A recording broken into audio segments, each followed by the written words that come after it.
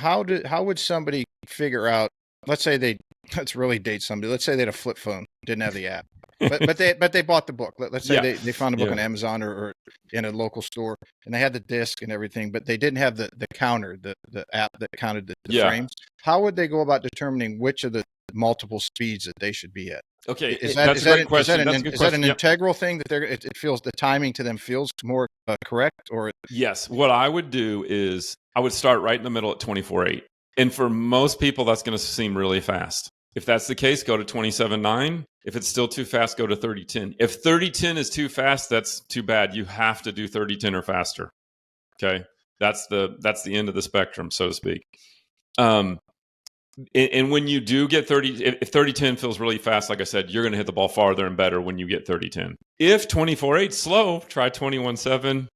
I doubt that's going to be too slow, but you can go to 18.6. If you're a good player like yourself and you're doing 24.8 or 21.7 and they feel great, then you can use tempo as a way to sort of focus and dial in and just maintain your tempo and keep it where you want it. You may not see the dramatic results some of the other golfers that we have seen because so many golfers are swinging at 33.12 or whatever it might be. Yeah, I think this flows very well with if anyone's been following John Tattersall. John and I are good buddies. Yeah, and a lot of his posts where he talks about the frontal plane torque. And so for most people who don't understand the new golf jargon, which is actually the doctorate jargon, that would be your pressure shifting from left to right. Right. What I see happening or have seen happen in using tour tempo. Again, myself, I did use it when I would get off because it was very quick to get back. But it coordinated for me, and for me, the students I gave it to, it would coordinate the movement so that if the arms didn't move too quick and then the club got too far behind, or the arms lifted too much and the body didn't turn, we were able to coordinate the body movements unto each other as opposed to one moving too quickly versus other just by listening to the beats. So, and especially if somebody's at a tournament, if I had a student, let's say a high school kid on their golf team or they were in college or they're trying to play mini tours and they would send me stuff. I said, okay, let's do some basic stuff. Let's check your alignment and whatever, if we've been working on something. Now, did you check your tempo? How is your tempo and rhythm? Because if you're geared up for a tournament, you're going to start swinging faster than you should. You're going to get out of sync. I don't care what tempo number you are. It's more important that we get back to where you should be. So like if a kid's 21.7 or if any golfer's 21.7, they go to their city championship or their club championship and they're so nervous and they're so jacked up and now they're actually pushing 18.6. We'll just say for a parameter.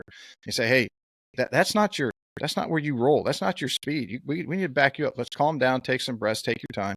We'll get you back there. You'll start hitting it good, and then you take it from there. So I found it to allow mechanical work to fall into place better once they had a baseline of that if they focus more on the tempo. You hit upon a ton of great stuff there that I want to tackle. First being John Tattersall. John and I are great friends. In the last year, we've done 3 presentations, one at the Golf Magazine Top 100 Summit. We did another one to a section of the PGA of America, and we just got back from the TPI Summit. And one of the things John was finding out in his research on forces and torques and all these different things you talked about is that there's this thing in the swing called impulse. And that's the amount of force you sort of put in over a certain amount of time. And so we can only do force and time. And so if we can work on time, we can change how much impulse we have and increase that impulse. And that helps increase speed. So John and I have done a ton together, and that goes well. To your point just there about the golfer finding the right tempo, that's a great one because a lot of golfers think, oh, I'm 24.8, I have to get to 21.7, or I'm 21.7, I have to get to 18.6. No, there's no true, real, necessarily benefit going faster if that's not where you need to live. Now, like I said, if you're slower than 30.10, it's a little bit different story because it's so slow, you're not putting enough force into the ground or the club or any of these other things to get what you need in the game of golf to hit the ball a certain distance. So we have to get past that threshold. But once you're, like you said, 21.7, dial that in and think about this. When you were, or I'll use myself as an example. I can't remember anything I did hardly when I was, 15 years old, but I can sing songs from them, right? Mm-hmm. I can memorize songs. So music really affects the brain in a great way. And so if you know your tempo is 21/7, bum, bum, bum, and you've been using that and working on it, you're going to be able to use that and carry that over into a tournament. Like you said, when you get nervous or whatever it might be, relying on your routine, things of that nature. Because some golfers actually they'll get slower out there, right? Some people will get slow. So you need to know your tendency. Use the tour tempo as an advantage to do that, and to your advantage, so that you do maintain your best tempo when it counts the most under pressure. And then the final thing you were talking about there was, making a swing change.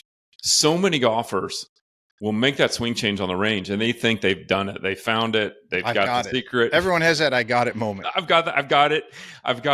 But on the driving range, there's no consequences, right? Plus, you've hit like 50 balls in a row. And when you go to that first tee, it'll be the first ball, right? So what happens is you go out on the golf course where even if it's not, quote, a tournament or whatever, you're still under some pressure. And now you're trying to mentally control or do this swing change with your left brain when it's really a right brain mechanism, right? And so if you can get out on the golf course, shut that PFC down, right? Shut down the prefrontal cortex, let your body take over with what you've trained it, you're going to play better. And that's where tour tempo can be that glue that takes your swing change from the range out to the golf course. And so it's such a great way because the last thing you want to do is go out to the course with even, I would say, what is one thought too many? Maybe one swing thought, no more than 3. Yeah, well, it's going to fry the brain. It's going to fry the brain, yeah. And if you build up enough endurance, it's going to fry. It might not fry it in the first round or second round. It's going to fry it in the third or fourth round. Right. And now, if you're a professional, for all you young tour pros out there, I can attest to it. You get to the final round, and even if you can stretch it out to the back 9, if you're trying to focus on that, on a swing tweak, and trying to focus on what you're trying to, you're looking to accomplish, you're already running the RPM in the red. Yes, let's use one of John's analogies with the BMWs. If you're already in the red and you just touch the accelerator a fraction, you're blowing an engine. Yeah. And how many players at all levels, we see them, they get to Sunday and they just go backwards. Now, there's a lot of things. I know that somebody will probably comment on social media, oh, no, you don't know what you're talking about. This guy did this, or, he put his dog down 2 days before and he just caught up to whatever the reasoning is. But what I'm saying is and what you're alluding to is you cannot think consciously about things and still play good golf. That's right. Not at a consistent level. Yeah. And that's what tour tempo helps you do. On the flip side, which is kind of cool, what do most normal golfers do, average golfers do on the driving range? They just kind of hit balls mindlessly on the range, right? Well, one cool thing about using tour tempo on the driving range, it teaches you how to focus. Because when you're listening to those 3 beats, bump, bump, bump, you can't just be mindlessly swinging. You won't even be close to doing those tones. So there becomes this focus of, I kind of realize I feel what I need to do to start my swing. I feel like what I need to do. I'm starting to feel the start of the swing, the top of the swing impact. There was a watershed book written about, I think it was 30 or 40 years ago, called The Inner Game of Golf by Timothy Gallwey. Timothy Gallwey. Yeah, love that book. And he had this thing called back hit. And when he just would have a golfer say at the top swing back and it impacts a hit. And what he found was they wouldn't say it at the right time. They had no idea where the top of the backswing was. They had no idea where the impact was. And I think most people maybe kind of know where impact is because you feel it. Mm-hmm. But I think a lot of golfers, they don't know how to start their swing with the trigger. They don't know where the top of the backswing is. They don't have this awareness. And whereas a great player, tour player, they've got incredible awareness of the complete swing. And so tour tempo really, especially when you're out on the driving range, dialing it in, you're focusing, you're aware, and that's what it takes to play good golf, right?